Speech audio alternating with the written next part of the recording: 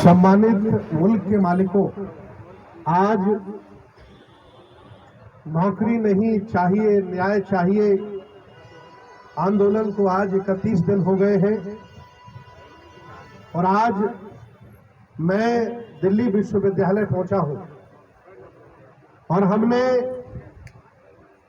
पूरे देश के बौद्ध भिक्षुओं से, अम्बेडकरवादियों से, विज्ञानवादियों से ये निवेदन किया है कि आज मैं डॉक्टर रितु के समर्थन में जा रहा हूं और सरकार को, दिल्ली विश्वविद्यालय के प्रशासन को चेतावनी दूंगा कि जल्दी से जल्दी अगर आपने डॉक्टर रितु के साथ न्याय नहीं किया तो पूरे विश्वविद्यालय में 1000 से ज्यादा मेरे बौद्ध भिक्षु संक्रमण करेंगे, ध्यान करेंगे और इन जातिवादी प्रोफेसरों को निकाल करके बाहर फेंकेंगे।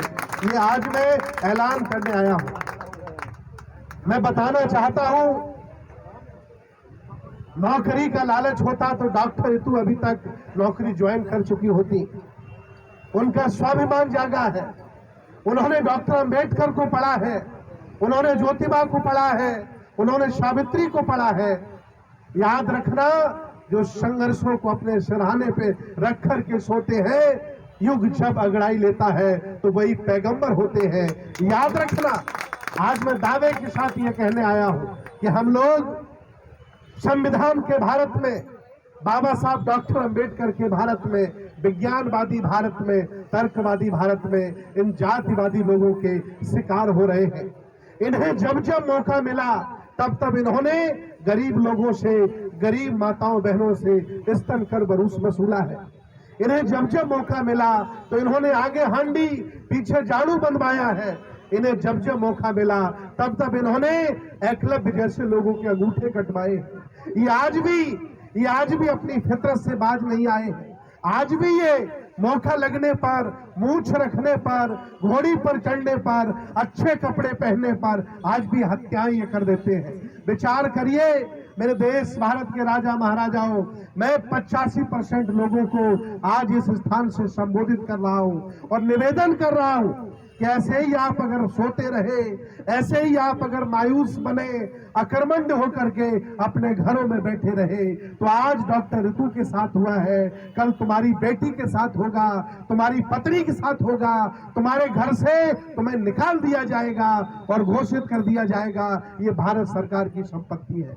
आज संविधान खतरे में है, लोकतंत्र खतरे में है।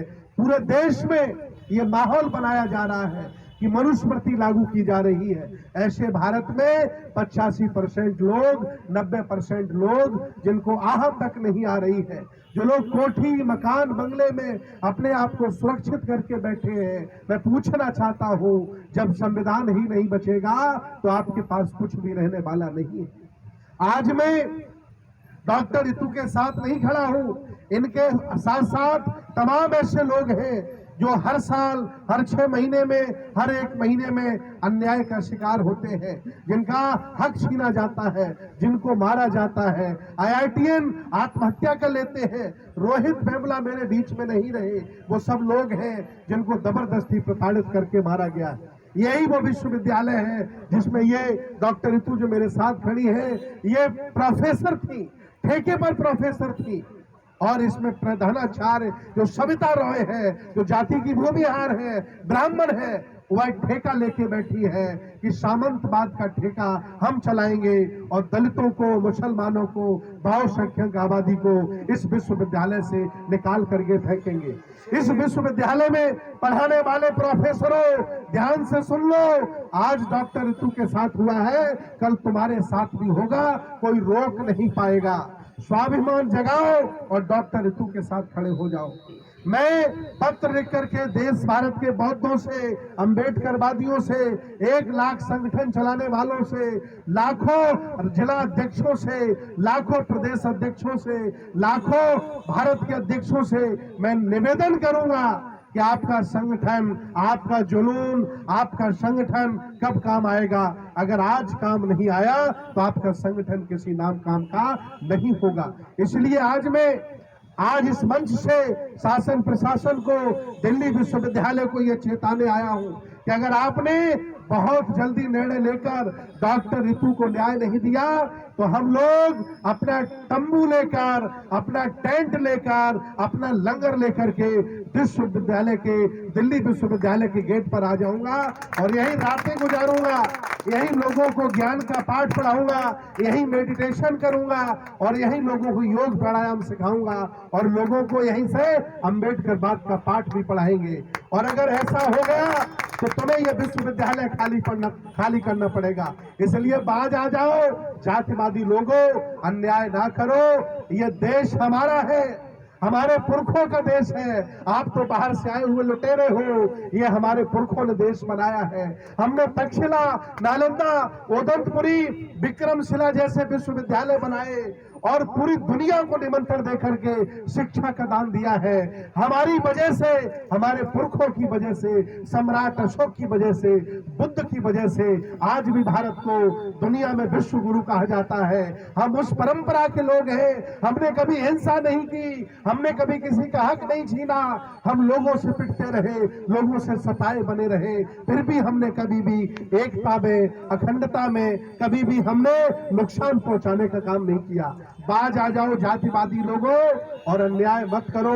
अगर ये बहुजन जाग गया तो आपको भागना ही पड़ेगा, इसके अलावा आपके पास और कोई रास्ता नहीं बचेगा। मैं आज निवेदन करने आया हूं यहाँ पर पधारे अलग अलग संगठन के लोगों से।